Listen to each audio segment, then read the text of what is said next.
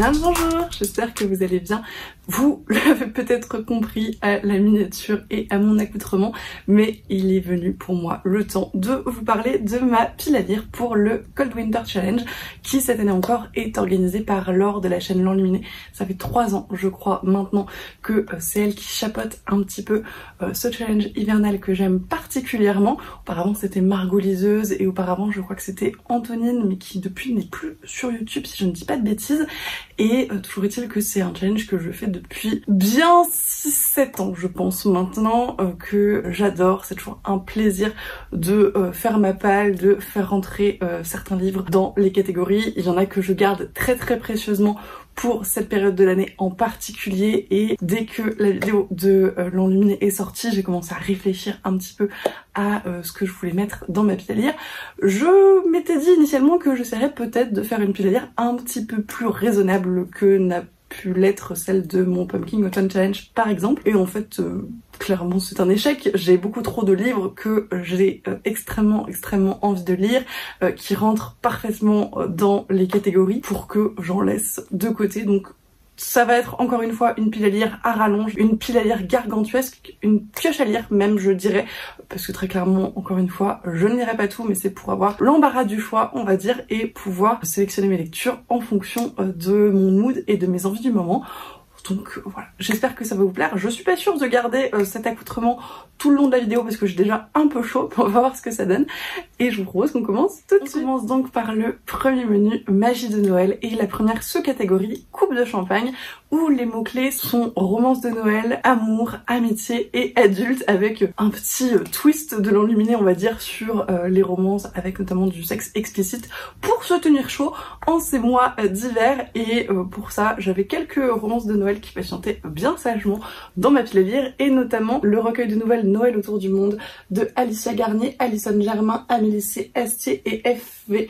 Estier, qui est de l'auto-édition, et en fait c'est un recueil que j'ai précommandé. Les autrices avaient fait une campagne de précommande avec une box pour avoir donc ce format de recueil en hardback etc. et des petits goodies ensemble. Je ne voulais pas encore présenter en achat livresse puisque je l'ai reçu il y a pas très longtemps, mais je vous en parlerai un petit peu plus à la fin du mois.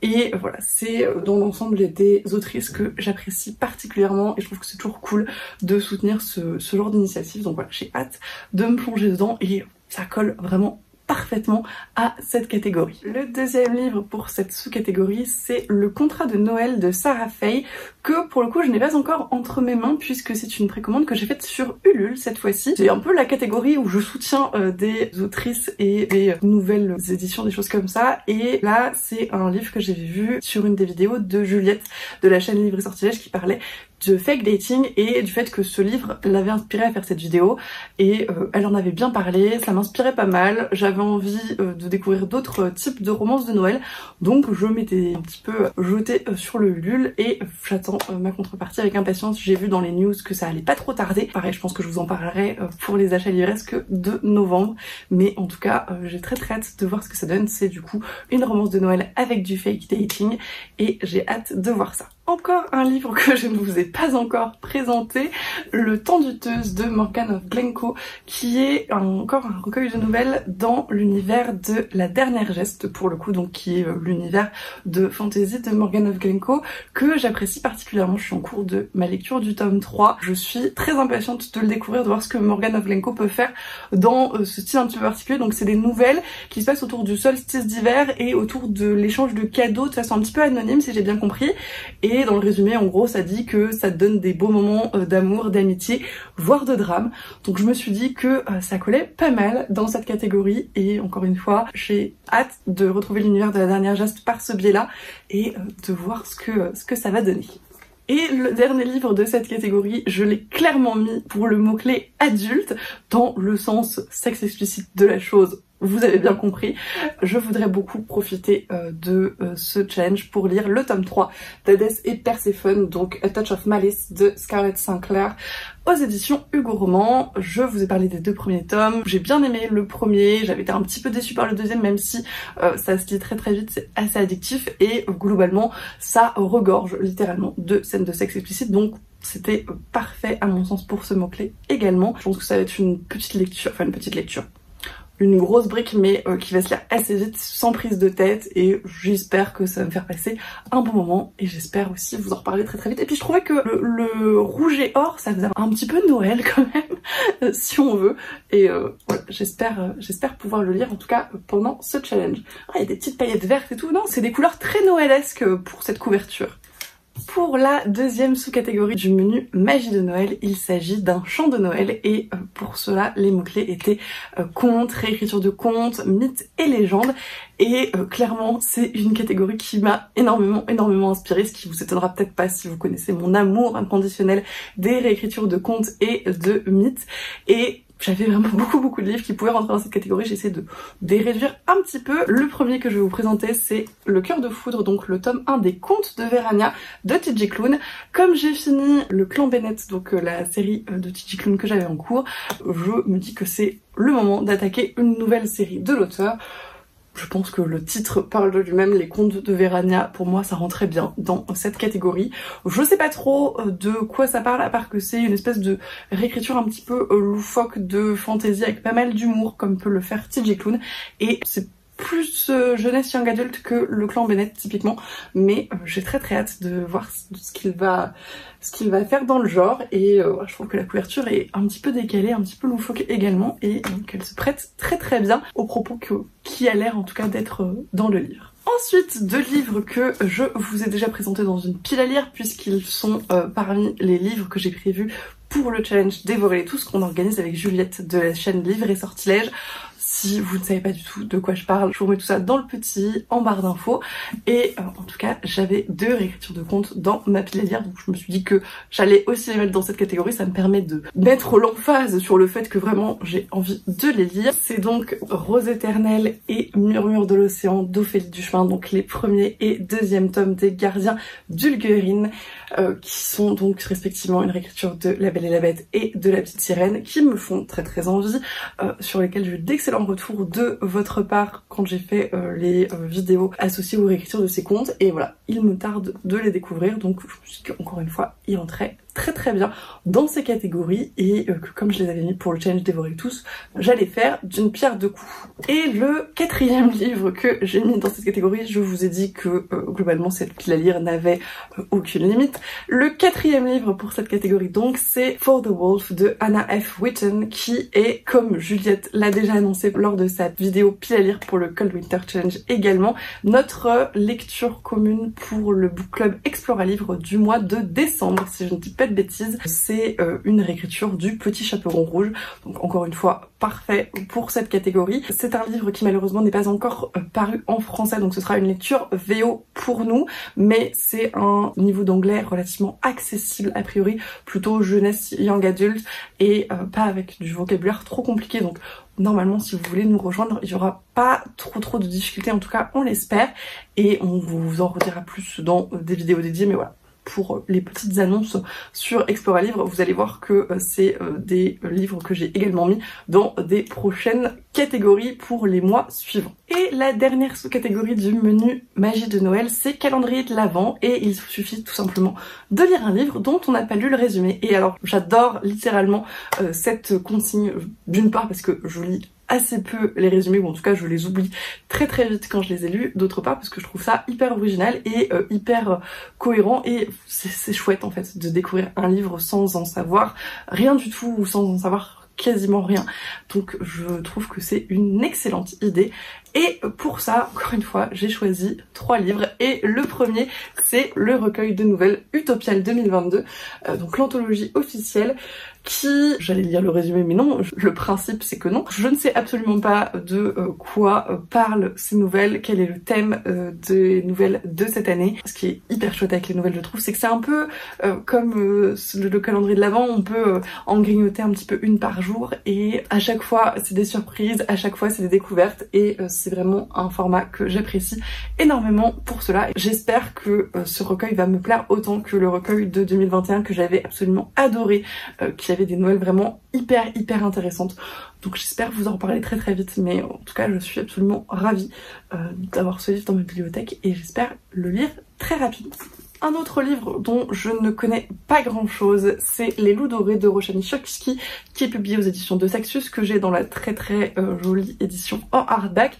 Et c'est un des livres de Saxus que j'ai acheté parce que j'avais vu des bons retours, mais dont je connais pas grand chose et dont je n'ai du coup pas lu le résumé, ou alors je l'ai peut-être lu au moment de mon achat, mais très clairement je l'ai complètement oublié, donc on va dire que ça ne compte pas vraiment.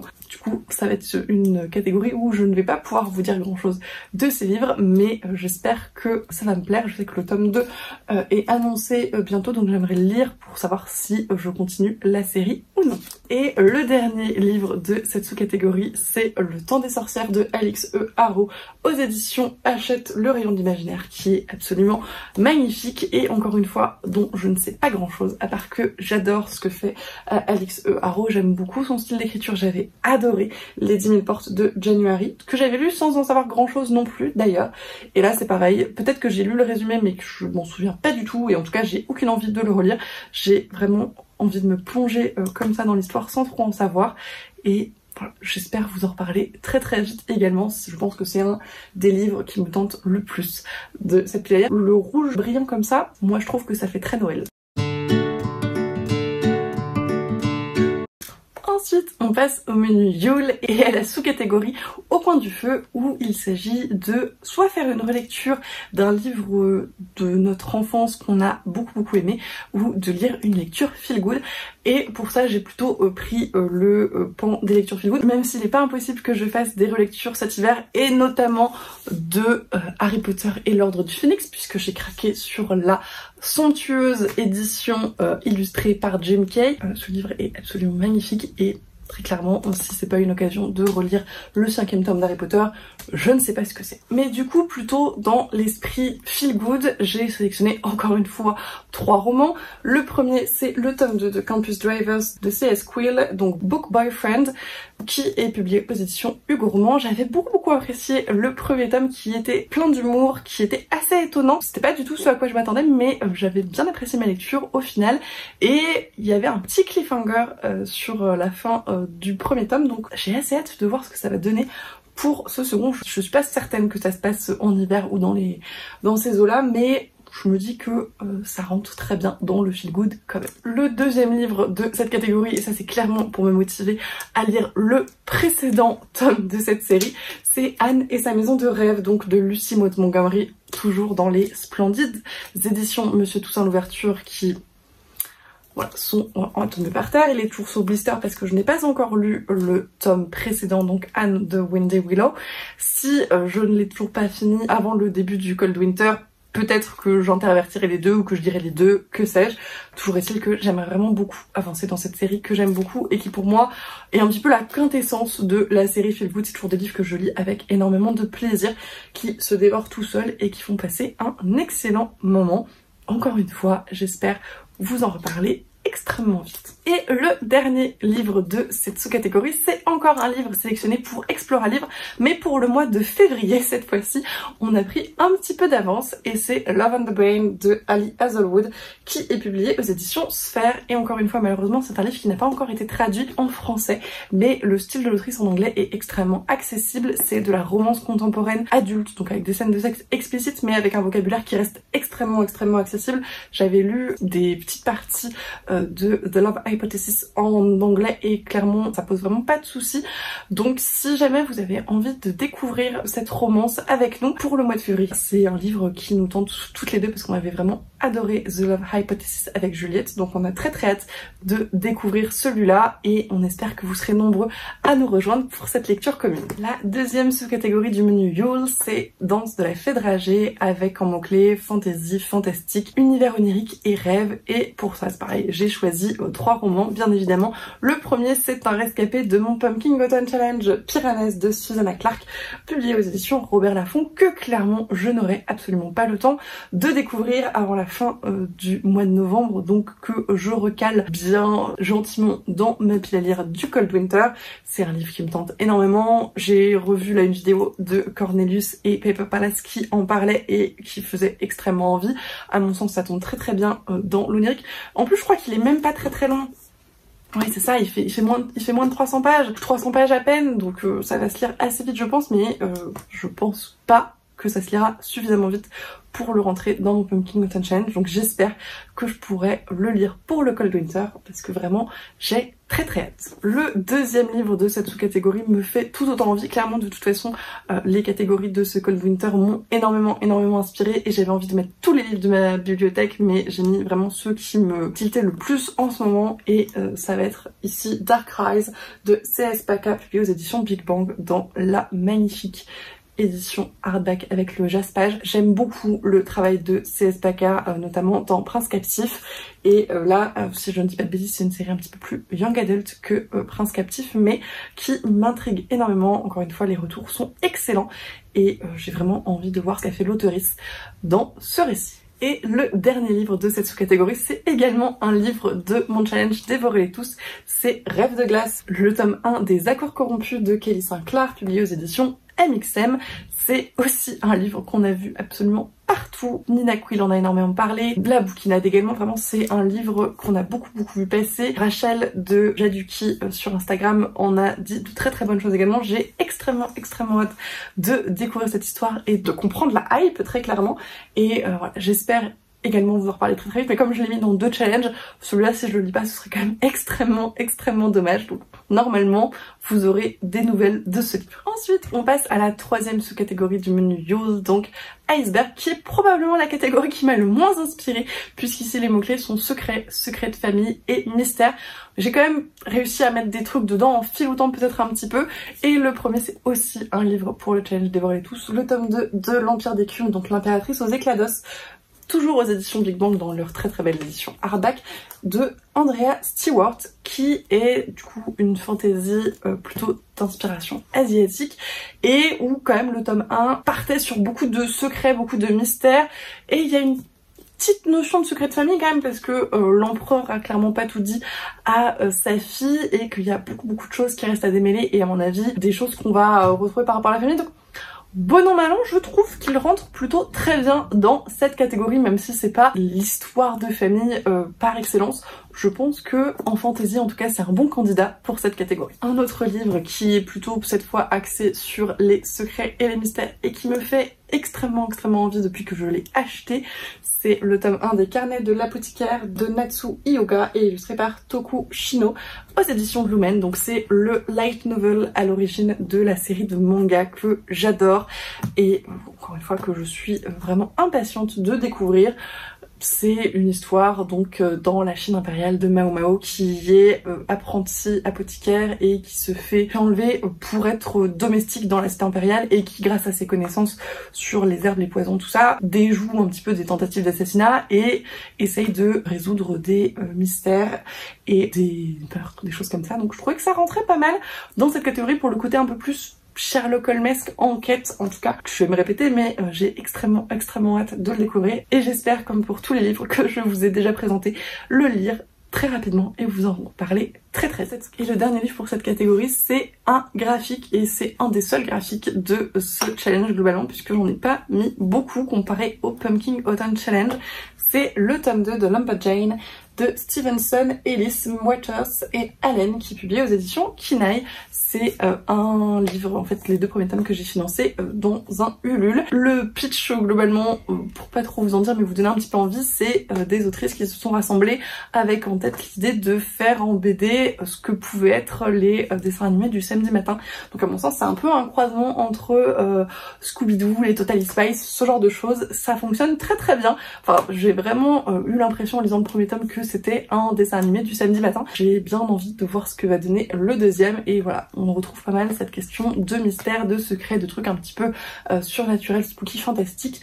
Et je vous parle du tome 1 bientôt, mais je pense que je vous parle du tome 2 assez vite également. Et la dernière sous-catégorie du menu Yule, c'est Reine des Neiges, donc féminisme, femme de pouvoir ou sorcière comme mot-clé. Et pour ça j'ai choisi encore une fois 3 livres. Le premier c'est Le Royaume du Nord, donc le tome 1, La princesse étrangère de Virginie Despentes, publié aux éditions Bookmark également. J'essaie de vider un petit peu ma pile à lire de cette maison d'édition également. Et là c'est en lisant le résumé que je me suis dit que ça collait pas mal avec Femme de pouvoir, puisque c'est une princesse qui va devoir s'imposer un petit peu dans les décisions politiques et notamment la politique un petit peu entre 2 royaumes. Et voilà, ça me tentait pas mal. La couverture fait extrêmement hivernale, donc je voulais absolument le caser dans cette pile à lire et j'espère pouvoir le lire assez vite, vous en parler.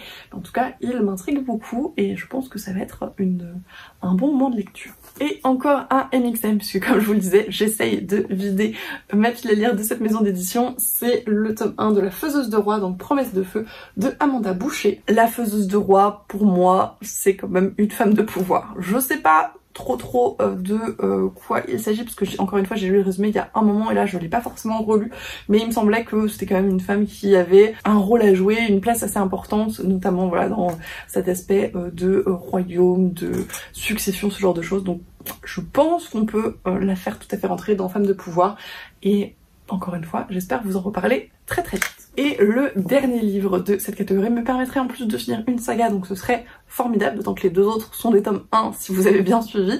C'est le tome 3 du Gang des prodiges de Marissa Meyer, donc Supernova.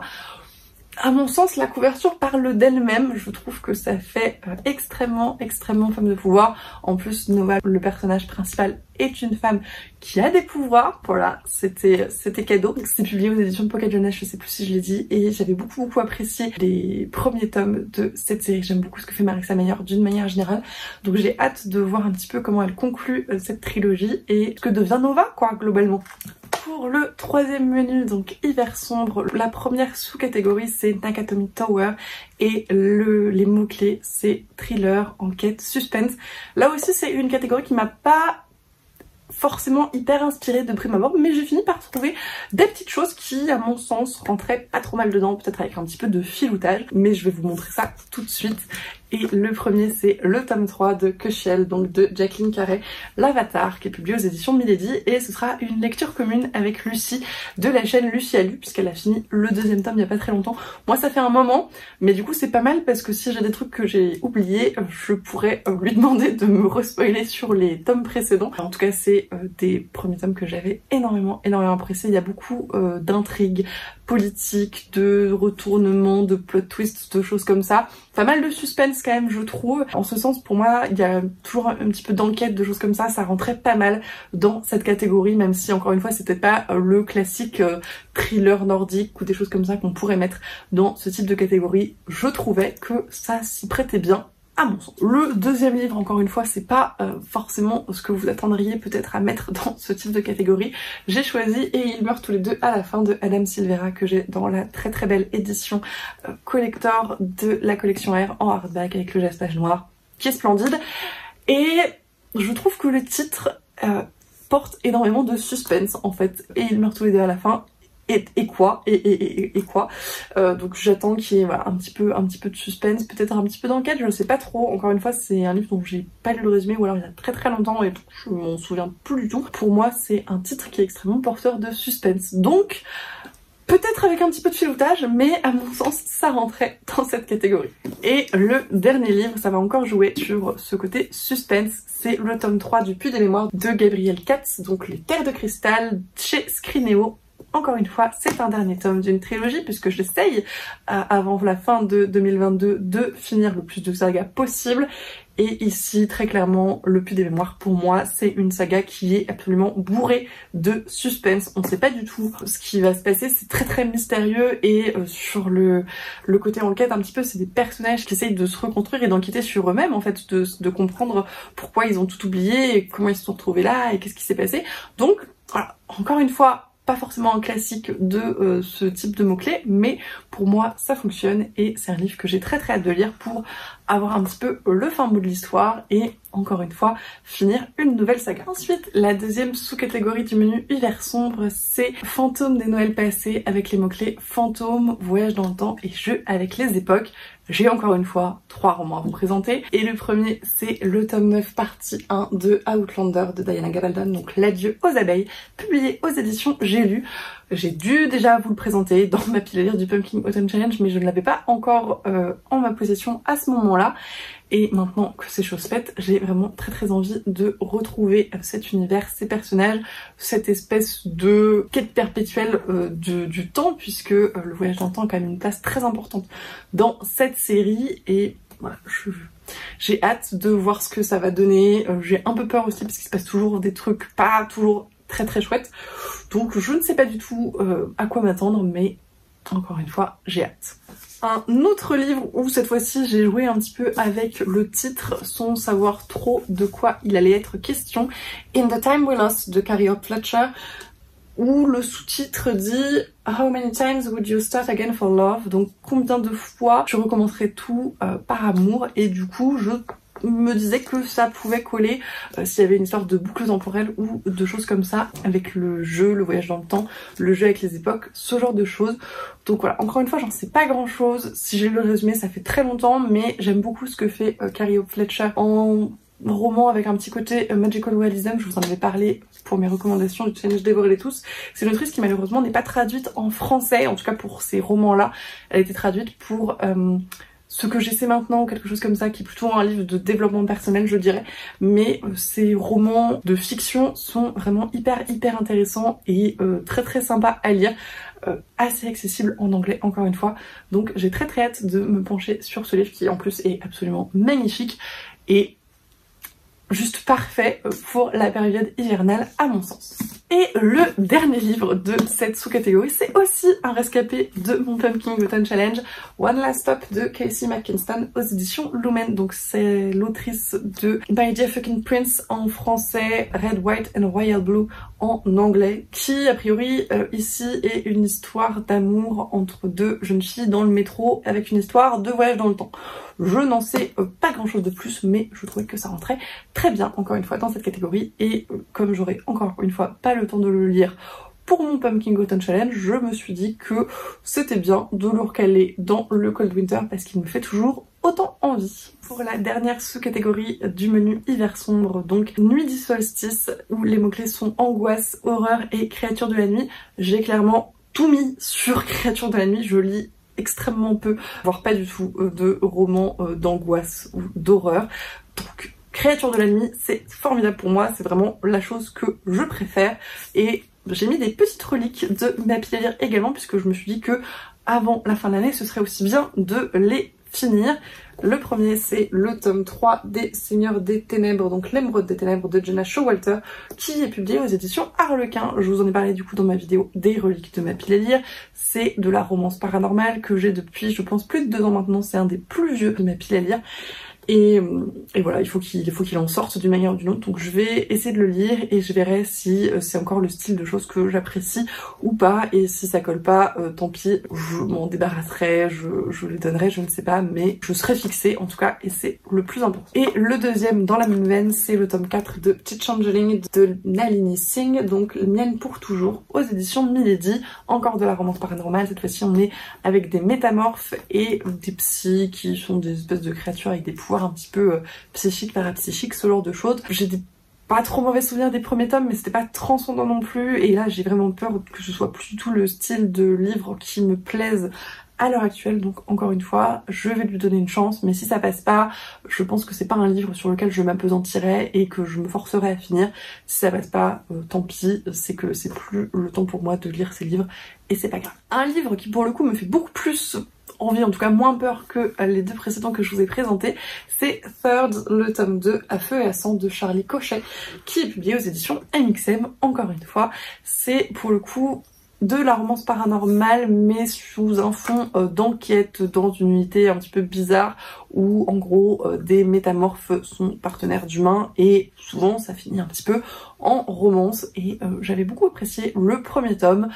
Donc écoutez, j'espère autant apprécier le deuxième, mais voilà, c'est une lecture qui remonte beaucoup moins que les livres que je vous ai présentés juste avant, donc je pense que pour le coup mes goûts n'ont pas trop changé depuis et que ce sera un bon moment de lecture. En plus c'est un livre qui est assez court, donc ça va se dire assez vite, je pense. Ensuite, on passe au menu Marche dans la neige et à la première sous-catégorie Vive le vent, où les mots-clés sont hiver, pays froid et voyage. Et alors là, clairement, je ne suis pas allée chercher très loin. J'ai juste pris les livres dans lesquels le mot hiver apparaissait dans le titre, tout simplement. J'en ai encore une fois 3 à vous présenter. Le premier, c'est un livre que j'ai prévu de lire pour dévorer les tous également. C'est Que passe l'hiver de David Brie, publié aux éditions de L'Homme sans nom. Un livre donc encore une fois je ne connais pas grand chose à part que j'aime beaucoup le style d'écriture de l'auteur et que j'ai hâte de voir ce que ça va donner. J'en ai eu de bons retours, j'aime énormément cette couverture et voilà, il y a hiver dans le titre, il n'en fallait pas plus. Ensuite, encore un spoil, je crois, de mes achats livresques du mois de novembre, Les Sœurs Hiver de Jolane C. Bertrand, qui est publié aux éditions de l'École des loisirs, qui est absolument magnifique. Et pour le coup, c'est un petit livre tout illustré qui est absolument magnifique, qui je pense va se lire très très vite puisque c'est un récit assez jeunesse. C'est un petit peu un conte d'hiver et voilà, il me fait très très envie depuis un moment. Nina Quill, je crois, en a très très bien parlé. Il me tente énormément et je pense que pour le coup, ça va être une lecture voilà, assez rapide, assez facile. Et le dernier livre de cette catégorie, encore une fin de série, on ne s'arrête plus, c'est le tome 3 de la trilogie d'une nuit d'hiver de Catherine Arden, donc L'hiver de la sorcière. Encore une fois, le titre et la couverture parlent d'eux-mêmes. Ce sont des réécritures de mythes et légendes russes. J'avais adoré les 2 premiers tomes, il y a une grosse part de féminisme, de choses comme ça, et vraiment l'ambiance hivernale est formidable, donc je suis ravie de finir cette trilogie et encore une fois j'espère vous en reparler très très vite. Pour la deuxième sous-catégorie du menu Marcher dans la neige, pommes de pin, les mots-clés étaient animaux, écologie et nature writing. Alors autant j'aime beaucoup l'écologie, ça m'intéresse beaucoup, mais je lis pas énormément de livres à ce sujet parce que je lis assez peu de non-fiction globalement, et alors même si parfois on parle un peu d'écologie dans les romans de SF ou d'anticipation que je lis, c'est pas la majorité et là j'en ai pas franchement dans ma pile à lire. J'ai plutôt axé les livres de cette catégorie sur le mot-clé animaux et encore une fois j'ai un peu twisté le truc mais je suis assez fière des livres que j'ai sélectionnés et le premier c'est Enchantment of Ravens de Margaret Rogerson aux éditions de Big Bang, encore une fois dans la très très belle édition féerique qui est absolument magnifique et voilà, encore une fois je me suis largement inspirée du titre et du fait qu'il y a des corbeaux sur la couverture. Et à mon sens, ça suffisait pour rentrer dans le mot-clé animaux. Voilà. Pour le deuxième livre de cette catégorie, je suis allée un petit peu plus loin puisque j'ai choisi Monture de Carol Henswiller. Je sais pas du tout si ça se prononce comme ça, je suis désolée si ce n'est pas le cas. Aux éditions Argile. C'est le premier livre de cette maison d'édition que je découvrirai et il me tente énormément puisque on est dans un récit un petit peu d'anticipation je dirais où les extraterrestres sont arrivés sur Terre et utilisent les êtres humains en tant que monture. Donc il y a une question un petit peu de l'animalisation des humains et je trouvais ça extrêmement intéressant et je me suis dit que ça rentrait plutôt très très bien dans cette catégorie avec un espèce de petit twist sur voilà, la notion d'animaux, des choses comme ça. Donc voilà. Encore une fois, c'est un livre qui me tente énormément, je pense que c'est une lecture qui peut se lire assez vite, mais j'espère comme toujours vous en reparler très vite. Et le dernier livre que je vais vous présenter dans cette catégorie, c'est encore une fin de trilogie, puisque vraiment on ne m'arrête plus, et c'est le tome 3 de Grisha, donc L'Oiseau de Feu de Laïs Bardugo, et encore une fois, le titre et la couverture se passent d'explications, je pense, mais si vous voulez un petit peu plus d'arguments, dans Grisha, je trouve quand même qu'il y a une part assez importante d'animaux mystiques, en tout cas, c'est un peu la quête, la grande quête de chacun des livres, donc à mon sens, ça rentrait pas mal dans ce mot-clé. Ça m'arrangeait en plus de le mettre dans ce challenge parce que j'ai très très envie de finir cette série. On arrive enfin à la dernière sous-catégorie de ce menu Marcher dans la neige, donc la dernière sous-catégorie de ce challenge. C'est patin à glace, donc avec les mots-clés sport, personnage athlétique ou aventure dangereuse. Et encore une fois, je me suis plutôt axée sur le sport et les personnages athlétiques.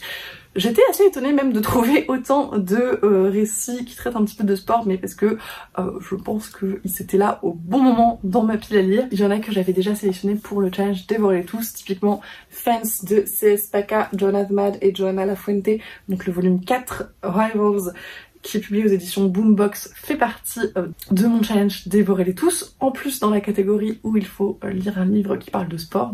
Voilà, c'était pas mal de réunir ces deux sujets-là. Il est question d'escrime, vous l'avez probablement compris à la couverture. C'est une série de comics que j'aime beaucoup et j'ai hâte de la continuer. Et le deuxième qui est également dans mon challenge Dévorer tous, c'est The Legacy de Elle Kennedy, donc le tome 5 de Off Campus, publié aux éditions Hugo Roman. C'est une romance, une new romance même, qui se passe quand même avec des personnages qui font du hockey sur glace. En plus, ça marche plutôt très bien avec le titre de la catégorie patin à glace. Donc voilà, je trouvais que c'était plutôt pas mal. Et le troisième livre, c'est un peu dans la même veine globalement, puisque c'est la série spin-off de Off Campus et le tome 4 de Braillard Université, donc Dodger de Elle Kennedy, toujours aux éditions Go.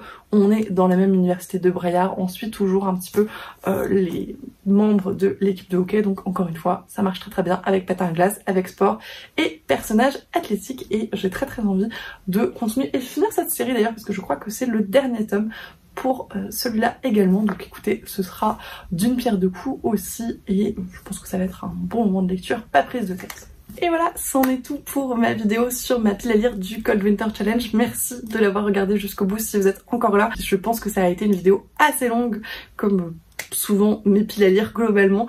J'espère que ça vous a plu, j'ai pris énormément de plaisir à la faire comme d'habitude. Je remercie encore l'Enluminé, donc Laure, pour avoir imaginé ces catégories, pour avoir organisé ce challenge cette année encore. J'imagine que c'est beaucoup de temps, beaucoup d'énergie, beaucoup de pression, donc merci beaucoup pour tout ça. Elle a un petit peu précisé qu'elle avait fait initialement un menu un petit peu bonus avec un petit peu plus de représentation, et puis qu'elle avait eu des retours comme quoi on pouvait se sentir un petit peu mis à l'écart avec ce menu dédié, donc elle nous encourageait à mettre un petit peu plus de diversité dans nos lectures. J'ai essayé de faire ça. Il y a des catégories où c'est plus facile que d'autres, je verrai aussi peut-être au fil de l'eau si j'arrive à en rajouter. De toute façon, je vous ferai un retour sur mes lectures, sur mon Cold Winter, tout ça, donc si ça vous intéresse, n'hésitez pas. Et comme d'habitude, j'en profite bien évidemment pour vous remercier comme d'habitude de tous vos commentaires, de tous vos retours, de tous les échanges qu'on peut avoir. C'est toujours extrêmement agréable de discuter avec vous. N'hésitez pas, comme d'habitude, à me dire si certains des livres que j'ai présentés vous tentent, si vous en avez déjà lu certains. N'hésitez pas, ce sera avec plaisir. Et moi, comme d'habitude, je vous souhaite d'excellentes lectures, un excellent Cold Winter si vous participez à d'autres challenges, pourquoi pas. Et je vous dis à